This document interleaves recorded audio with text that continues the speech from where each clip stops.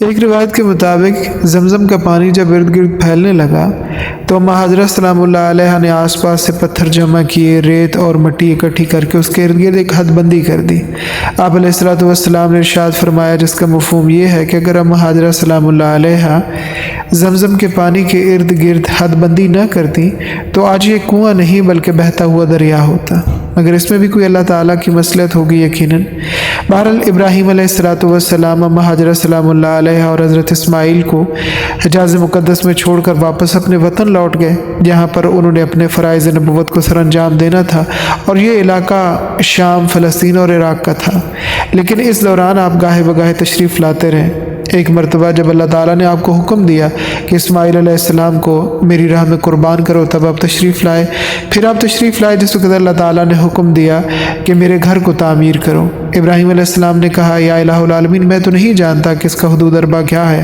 ایک روایت کے مطابق اللہ رب العالمین نے جبرائیل علیہ السلام کو ان کی رہنمائی کے لیے مقرر کیا، جبکہ دوسری روایت کے مطابق ایسا ہے کہ اللہ تعالیٰ نے ایک بادل کو مقرر کیا اور فرمایا کہ ابراہیم جہاں تک اس بادل کا سایہ وہاں پر نشان لگا کر کھدائی کرو۔ ابراہیم علیہ السلام نے اس بادل کے سائے کے نیچے نشان لگائے اور کھدائی کی تو نیچے سے وہی بنیادیں برآمد ہوئیں جو پہلی دفعہ حضرت آدم علیہ السلام نے بنائی تھی، اور اس کے اوپر اللہ تعالیٰ کے گھر کو تعمیر کیا تھا۔ ابراہیم علیہ السلام نے حضرت اسماعیل علیہ السلام کی معاونت سے بیت اللہ کی تعمیر شروع کر دی۔ دیواریں جب کچھ بلند ہو گئیں تو اب ان کے اوپر پتھر لگانا زمین پر کھڑے ہو کر آسان نہیں تھا۔ اللہ رب العالمین نے ان کے لیے ایک پتھر کو مقرر فرمایا اور ابراہیم علیہ السلام کے تابع کر دیا۔ یہ ابراہیم علیہ السلام کا معجزہ ہے کہ آپ اس پتھر کے اوپر کھڑے ہوتے، اسماعیل علیہ السلام آپ کو پتھر پکڑاتے اور آپ دیوار کے اوپر لگاتے۔ جتنی ہائٹ مطلوب ہوتی پتھر اتنا اونچا ہو جاتا، اور جب آپ نے نیچے آنا ہوتا تھا تو پتھر اللہ تعالیٰ کے امر سے نیچے ہو جایا کرتا تھا۔ بیت اللہ کی تعمیر جب مکمل ہوگی تو اس پتھر کو وہیں اسی مقام پر چھوڑ دیا گیا۔ اب اللہ رب العالمین نے حضرت ابراہیم علیہ السلام کو حکم دیا کہ آپ پوری دنیا کو میرا پیغام پہنچائیں کہ وہ میرے گھر کے طواف کے لیے حاضر ہوں۔ تو ایک روایت کے مطابق ابراہیم علیہ السلام نے اسی پتھر کے اوپر کھڑے ہو کر اللہ تعالیٰ کا یہ پیغام پوری دنیا تک پہنچایا، یعنی آواز لگائی، اور اللہ رب العالمین نے اپنی قدرت سے یہ آواز پوری دنیا تک پہنچا دی۔ اور ایک روایت کے مطابق یہ آتا ہے کہ جبل ابی قبیس کے اوپر چڑھ کر، جس کے بارے میں روایت میں آتا ہے کہ یہ پہلا پہاڑ تھا جسے زمین کے اوپر نصب کیا گیا۔ پہلا گھر بیت اللہ ہے اور پہلا پہاڑ جبل ابی قبیس ہے۔ اب جو موجودہ حکمران ہیں ان کے محلات جبل ابی قبیس کو کاٹ کر وہاں پر بنائے گئے، تو اس کے اوپر آپ نے کھڑے ہو کر پوری دنیا کو دعوت دی کہ اللہ تعالیٰ کے گھر کا طواف کرو، اور اللہ تعالیٰ نے اپنی قدرت سے ابراہیم علیہ السلام کی آواز کو پوری دنیا تک پہنچایا۔ اور ایک روایت کے مطابق آتا ہے کہ میدان عرفات کے اندر ایک پہاڑی کے اوپر کھڑے ہو کر آپ نے پوری دنیا کو اللہ تعالیٰ کے گھر کے طواف کی دعوت دی۔ بہرحال یہ پتھر اپنے مقام پر موجود رہا، لیکن بعد ازاں صحابہ کرام رضوان اللہ تعالیٰ علیہ مجمعین کے دور کے اندر شدید بارشیں ہوئیں، اور شدید بارشوں کی وجہ سے وہ پتھر اپنے مقام سے ہٹا اور کچھ فاصلے پر جا کر رکا۔ اب جیسے ہی بارشیں تھمیں اور پانی اس کی نکاسی کا بندوبست ہو گیا تو صحابہ کرام نے مشورہ کیا کہ یہ پتھر جہاں ان رکا ہے شاید اللہ تعالیٰ کی مشیت یہی ہے، اس کو یہیں رہنے دیا جائے، کیونکہ اگر اس کو واپس اسی طرح دیوار کے قریب رکھ دیا گیا تو طواف کرنے والوں کے لیے مشکلات پیدا ہو سکتی تھی، کیونکہ اس وقت طواف کرنے والے لوگوں کی تعداد بہت کم ہوا کرتی تھی۔ لہٰذا باہم مشورے سے یہی طے ہوا کہ اس کو وہیں چھوڑ دیا جائے۔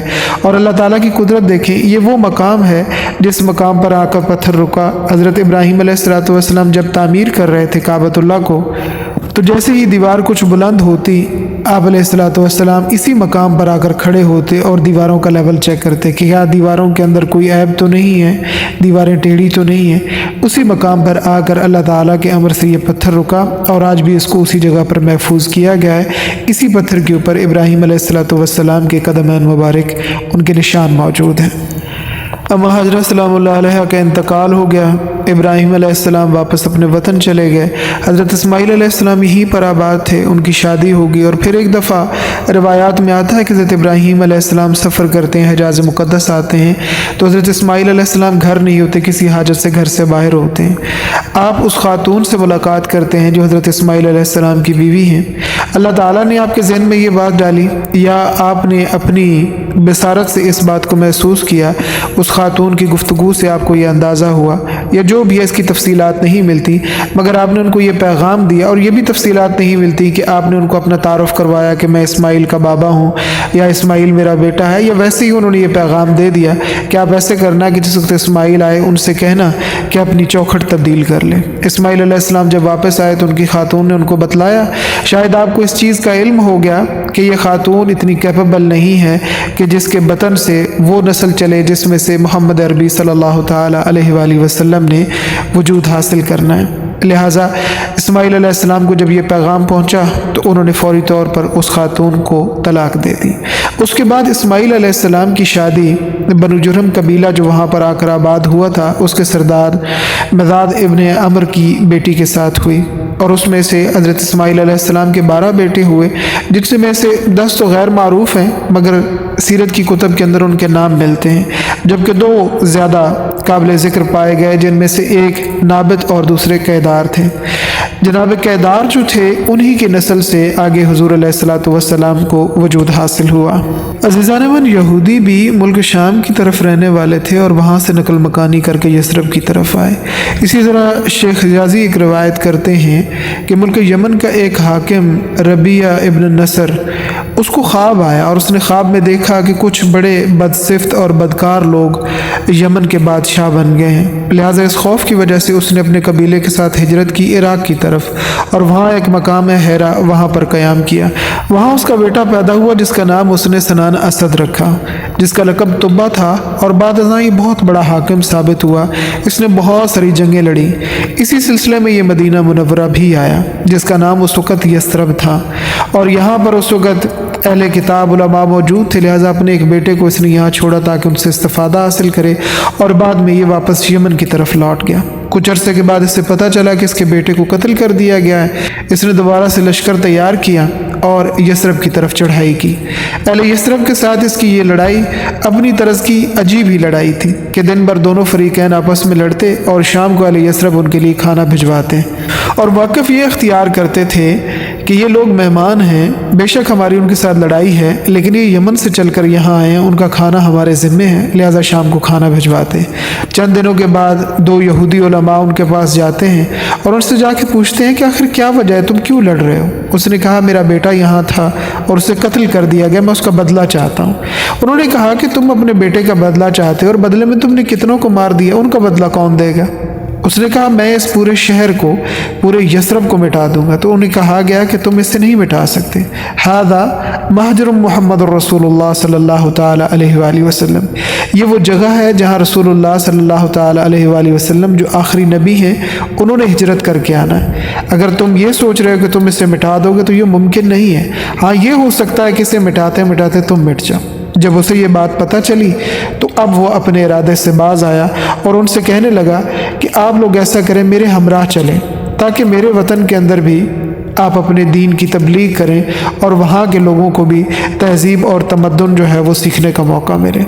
इसने उन दोनों उलमा को साथ लिया और वहाँ से सफ़र शुरू किया। दौरान सफ़र इसे बनु खुज़ैल के कुछ लोग मिले। बनु खुज़ैल के लोगों ने इससे कहा क्या तुम ये चाहते हो कि तुम्हें बहुत सारा सोना चांदी और जवाहरात मिले? उसने कहा कौन नहीं चाहता। उन्होंने कहा फिर ऐसा करो, हमारे हमराह चलो। ये बनु खुज़ैल मक्का के रहने वाले थे कि मक्का में एक घर है बैतुल्लाह, वहाँ पर दुनिया जहान का सोना चांदी और कीमती जवाहरात मौजूद है, तुम आकर उस पर हमला करो और वहाँ से ले लो। बैतुल्लाह की तामीर के दौरान इसके अंदर एक कुआं नुमा जगह बनाई गई थी जहाँ पर जो भी लोग ज़ियारत के लिए, तवाफ़ के लिए आया करते थे वो अपने तहाइफ छोड़ कर जाया करते थे। तो वहाँ पर बहुत सारा सोना चांदी जमा था। इसने कहा ठीक है, लेकिन जैसे इसने ये इरादा किया फौरी तौर पर काली घटा छा गई। एकदम इतना अंधेरा हो गया कि हाथ को हाथ सुझाई नहीं देता था। इसने फौरी तौर पर उन दोनों उलमा से रब्ता किया और उनसे पूछा कि ये क्या हुआ। उन्होंने कहा कि हमारे रास्ते में शायर अल्लाह यानी काबतुल्लाह आता है, क्या तुमने उसके बारे में कोई गलत नीयत की है? उसने कहा हाँ, मैं इरादा रखता हूँ कि मैं उसे गिरा दूँगा। तो उन्होंने कहा तुम ऐसा मत करो, ये बहुत गलत इरादा है तुम्हारा, फौरी तौर पर अल्लाह ताला से माफ़ी मांगो और चल कर तवाफ़ करो। उसने फौरी तौर पर माफ़ी मांगी और उसने कहा अब मैं उसका गिराने का इरादा तो नहीं रखता, अलबत्ता ये है कि मैं ताज़ीमन वहाँ पर हाज़िर ज़रूर होऊंगा।